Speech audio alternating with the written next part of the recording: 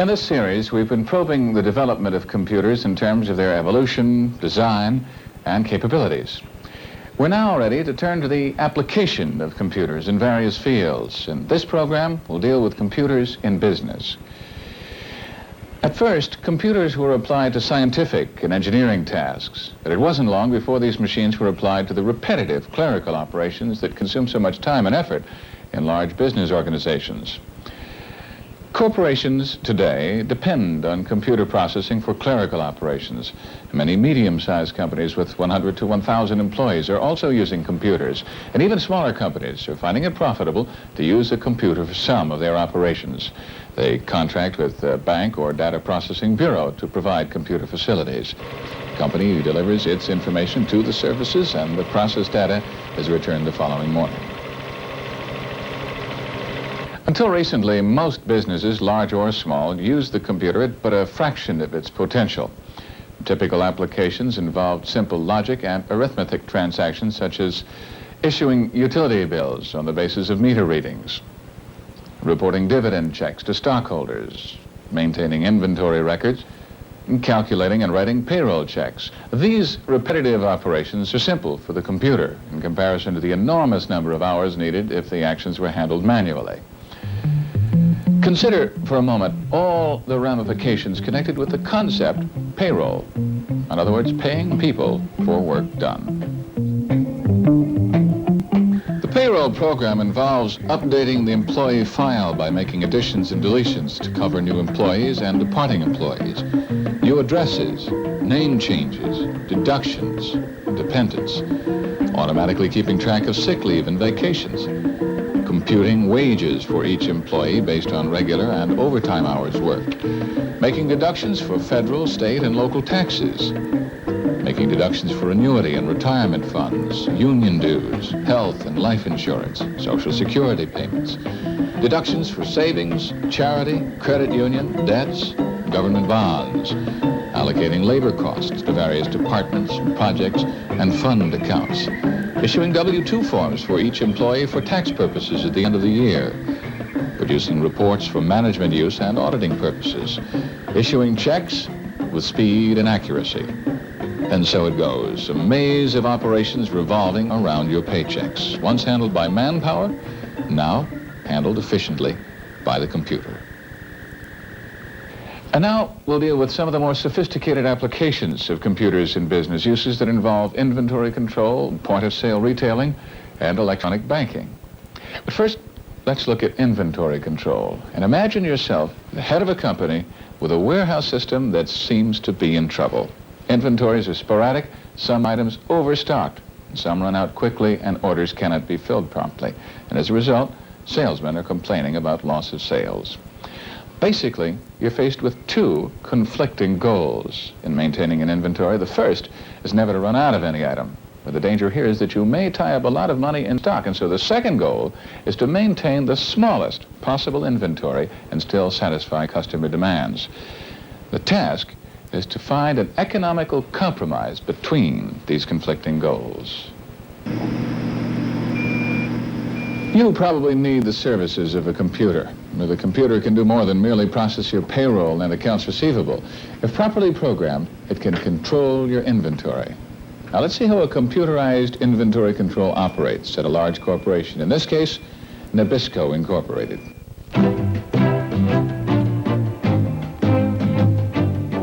At Nabisco, a computer system called System 66 controls production, inventory, sales, and distribution of approximately 600 different products in the biscuit division. This computer system helps management answer such questions as how much of each product to produce, what's the best distribution method to the 180 different sales branches, and how can production costs be minimized. There are more than 50,000 computer equations solved each week to answer those questions.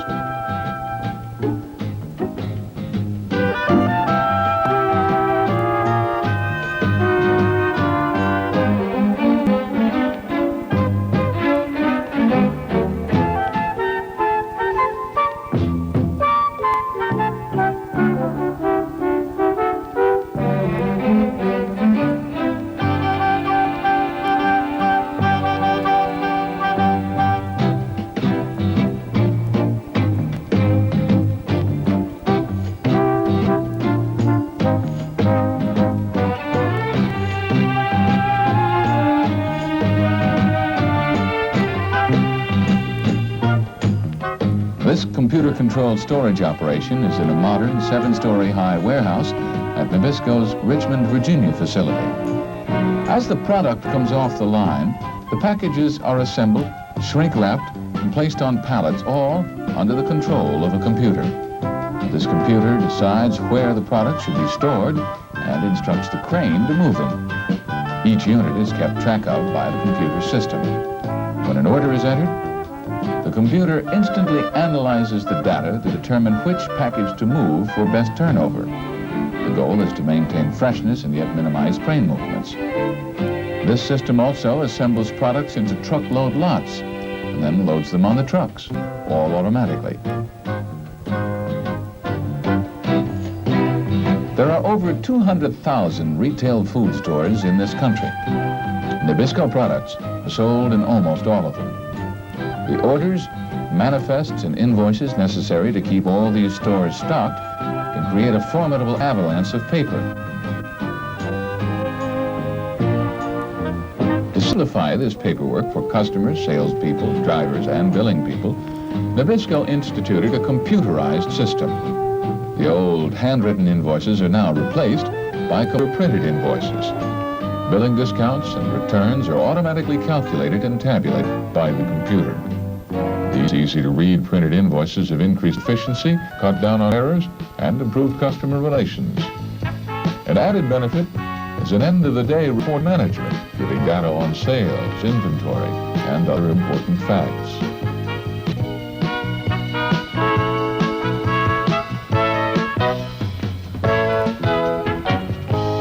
The Management Information System at Nabisco uses a computer simulation program to help plan new distribution systems. By analyzing data, a more cost-effective method of distributing products is proposed. This new distribution strategy, produced with the aid of computers, is being tried in several areas of the country. And, of course, computers are monitoring this effort for efficiency and savings. Are there kinks in a computer-based inventory control system? Well, sometimes, yes. Assessments made and programmed into the computer by humans can backfire if the economic climate of the country changes. Fashion and design changes don't help either. An unexpected competition from a greeting product at a lower price can play havoc with computer predictions. These forces can also affect a non-computer system. However, a computer system would trigger an early warning of difficulty, thus allowing management to make adjustments in production and marketing plans. One of the places where that early warning would register is in supermarkets or department stores, where a new computerized point-of-sale checkout system is being introduced. Remember the long lines, the old cash register, the human errors in pricing or wrong key, consumer complaints, checking prices, and the tedious task of stamping prices on each item? This series of black and white bars is known as the Useful Product Code. Each item on the grocer's shelf has its own individual code marked right on the package. And this code is the key to an important way that computers are becoming part of the grocery business. This supermarket in New York has replaced traditional registers with these new point-of-sale computer terminals.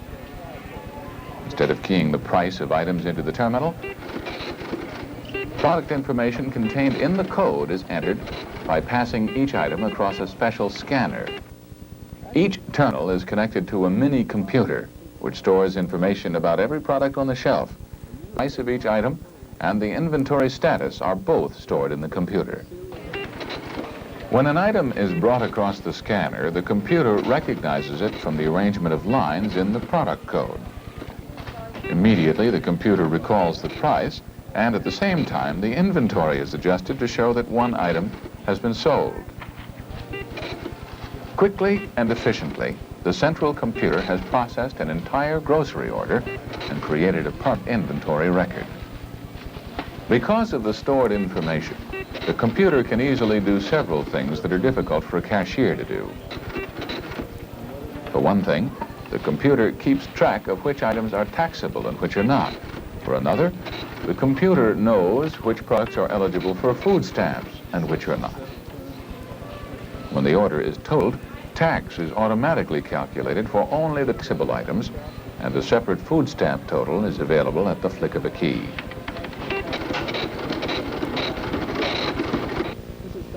Another advantage of the product code and scanner is that the central processor can keep track of multiple item specials, as Tom Downs of the Sperry Univac Corporation explains. Certain items in the supermarket industry are multiple priced, which means that I might buy 3 of them for an odd amount, 89 cents in this case. And for this Green Giant item, it's very important the customer pay for only what she is purchasing. So when I scan the first item, I will come up with a price on the display of 30 cents. The second item again is 30 cents. And it doesn't matter where in the order this third item appears, the price is now 29 cents, assuring the customer that she's getting the correct price break on the merchandise that she's buying.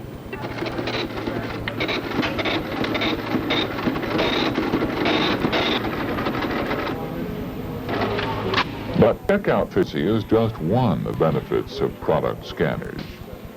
Perhaps even more important is what the computer can do with the information recorded each time an item is scanned. That information is stored in the central processor, and it can be tabulated in a number of ways. With this information, the store manager can have more control over his operation. Mr. Richard Gardner of Sperry Univac shows the simplicity with which information is recalled.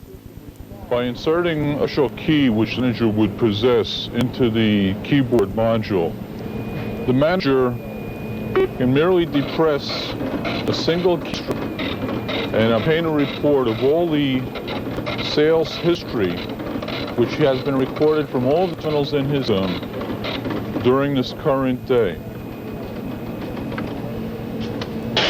Similar manner, he is able to request and obtain the same information on a weekly basis. First of all, at a moment's notice, he can determine that 94% of all the sales today occurred on grocery items and through the grocery department. And in manner, he has, on a real-time basis, one of the operating tools that he needs to more effectively manage his store.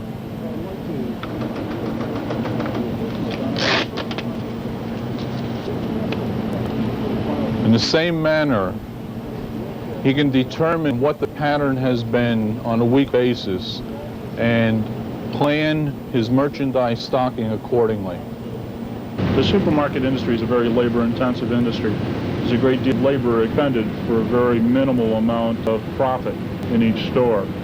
And in order to keep up with inflation and the other problems in the industry, rising labor ratings like this, it's very important that the productivity increase in the industry as well. And also that the information that the retailer, wholesaler type of operation it is, has a great deal of information where he can make accurate buying decisions so that he knows what to merchandise, so that he can get the greatest return from his investment dollar. These are just a few of the factors that have caused the advent of PC and optical scanning in a supermarket. It is more productive, it's definitely more accurate, proven so, and because every single item, or because items that are bought and are coded, we're able to know what items. If we have an item on the shelf that doesn't sell, we're obviously spend a lot of money to keep an inventory with turn. And so the maximum effect or the optimal effect of scanning in this area is to carry those product consumer wants to be out of stock less, to get the greatest number of turns or product turns on the merchandise that the supermarket does sell. And the data collected by the scanners can also turn the system into a valuable market research tool. One California realized that certain displays can actually slow the sale of a product. For example, a store ran a special on peanut butter, and customers bought out all of the items on display. But after the special was over, peanut butter sales dropped by 25% and stayed low for some time. When the sales data gathered by the scanners was analyzed, the manager found that in the long run, it would have been better to leave the product at its regular price. So far, we've examined the way computers help with the manufacture and distribution of a product, and how a computer can speed product handling in a store. But now, we turn to revolutionary ways in which money can be instantly transferred to pay for the purchases in order to keep the whole system moving. Case in point, you're in a supermarket. Ever find yourself at the checkout counter and suddenly you realize that the total is more than you have in cash with you? You know, you figured you were spending about $35, but there on the cash register appears $52.35. You know, you take out your wallet, you sneak a quick count, and you're $15 short. Well, maybe you've got a blank check with you. There's plenty in your checking account at the bank. No such luck. Well, let's see, maybe they'll take a credit card. No? Well, okay. There's nothing that you can do except start figuring out what items to drop to get $15 off your bill. So, let's see, you knock off the coffee, $3, roast, $6.50, and the Jumbo Giant detergent, $3.25, right? But imagine that at this supermarket or any large store is hooked up to a new computer-based banking program called Electronic Fund Transfer System. Then you can forget about carrying a lot of cash with you, or even forget about those checks. You merely pull out your plastic-coated membership card, give it to the clerk. Your purchases are electronically recorded and deducted from your checking account at the bank, all in a matter of seconds, courtesy of the computer. Perhaps you're thinking that this isn't really that much different from the use of credit cards, except it eliminates some paperwork, credit card bills, or the checks that you write. But the potential of the electronic funds transfer system is really more revolutionary. No more is there a need for payroll checks. Salaries are paid by a direct transfer from your employer's bank account to your bank account. Social Security payments and veterans benefits are handled in the same way, eliminating the possibility of lost or stolen checks. Telephone bills, rent, and other periodic charges are paid directly from your account by phone. Several hundred EFTS projects are now underway in the United States. Some theorists foresee a day when we will experience a cashless society, the exchange of goods and services being totally controlled through computer payments, which credit one account and debit another. However, that day, should it ever come, will be a long time evolving. EFTS is not one all-encompassing system, but a variety of money transfer methods which help make financial transactions more efficient. As labor costs escalate, more and more clerical work has been computerized. In 1959, the banking industry recognized that processing paper was becoming an overwhelming part of its operations. The use of magnetic ink on checks and automatic check sorters was an initial attempt to reduce the clerical bottlenecks which were choking bank efficiency. Today's credit cards also eliminate vast amounts of cash handling and check transactions, but there is still paperwork to be processed. Credit card bills are still paid mainly by check, and the checks must go through the bank clearing process. But EFTS holds the promise of eliminating most of the paperwork. Instead of paper, electronic pulses control withdrawals, transfers, and payments, all through a system of interconnected computers. And the amount of money that can be saved by eliminating paperwork is substantial. Donald Hollis, Vice President of the Chase Manhattan Bank, discusses current trends. I think the first thing that will happen is that as labor costs keep going up, and as they're bound to do in this country, the cost of handling the traditional paper item will continue to rise. That's not going to go away. That's only going to get worse. I mean, there's been a lot of technology applied there. There will be some more technology applied, but nonetheless, the cost of handling a paper item is going to increase. So the gap between handling a paper item and an image is going to grow. Meanwhile, on the technology side, the cost of processing those images is going to come down. So you got two forces driving the relative cost of an electronic versus a paper transaction further apart. Of the many EFT systems now in operation, one of the most common is the money machine, or automated teller. The automated teller machine is an interesting device in that it employs technology that is customer activated. And I'm sure you've seen them advertised in the newspaper and perhaps even used them at your financial institution. The plastic card activates the transaction. You put in your personal identification number, you put in the dollar amount of the transaction, and you put in the nature of the transaction. Normally a cash withdrawal, but there are other kinds of transfer transactions. One of the unique ways in which that's been used is by American Express at major airports around the country, where using your American Express card, you can get traveler's checks from this machine on short notice. Unlike a credit card transaction where purchases are simply charged for later payment, this traveler's check machine allows a direct electronic transfer of money. Payment is made directly from your checking account without paperwork, without a later bill. Mike Strauss, American Express Vice President, demonstrates the device. In order to activate the American Express traveler's check machine, a card member will insert into this slot either his green or gold American Express card. There are instructions as to what to do in the next step. It indicates enter your personal identification code. This is a 4-digit code which is provided by American Express, which only the card member and the computer knows. The next step is to key in the amount of traveler's checks required. The next instruction states here that your transaction is now being processed. Each machine is equipped with a telephone which is directly linked to authorizers in Phoenix, American Express Center.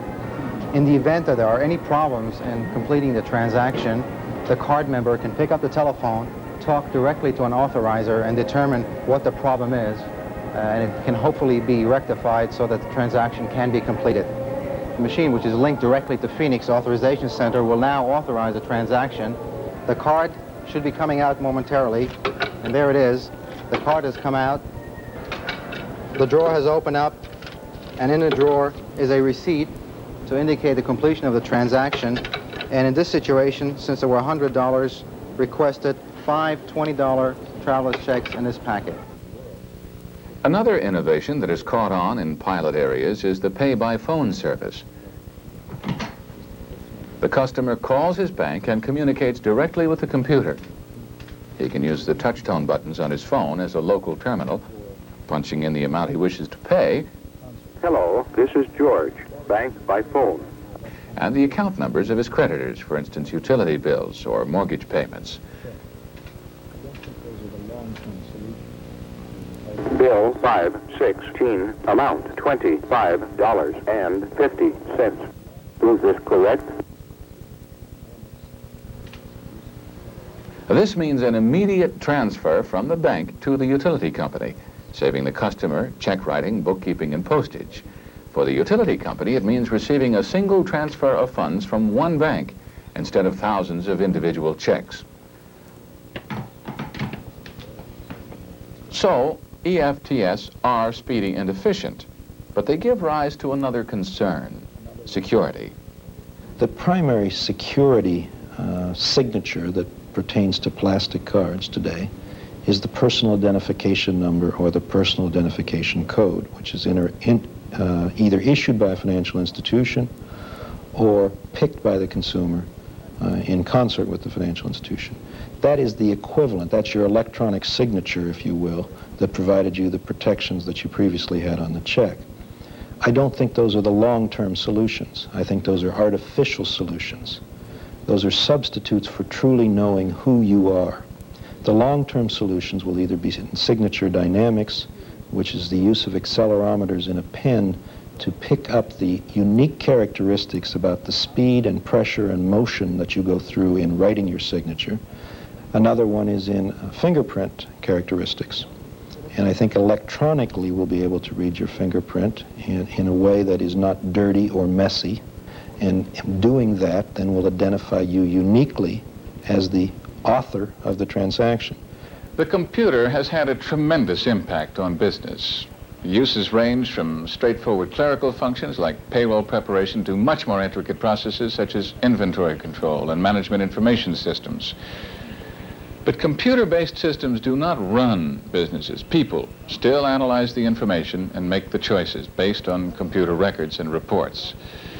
Computers focus management attention on matters of control and decision-making. How do computers affect the business world? How does it affect customers, consumers? One prediction for the long-range effect of computers in business is that top management will be able to control the corporate organization in more detail and that middle management will become less important. In terms of employees, a company is apt to hire more technicians than clerks, and more highly skilled than unskilled employees. In general, more skills and education will be required. The effects on consumers will vary. A better run business, based on up-to-date information about what customers want, can be more responsive, producing better products at lower prices. But on the other hand, computers often seem to intrude between the customers and the people who run the system. You've got a problem or a question, you may find that you can't contact a single human being who has authority or knowledge about your problem. And finally, large database computer systems make it easier to locate information, but at the same time, they may infringe on the rights of personal privacy. The computer is, after all, an instrument, a valuable instrument. It's up to informed and concerned people to determine the uses to which it will be put in our society.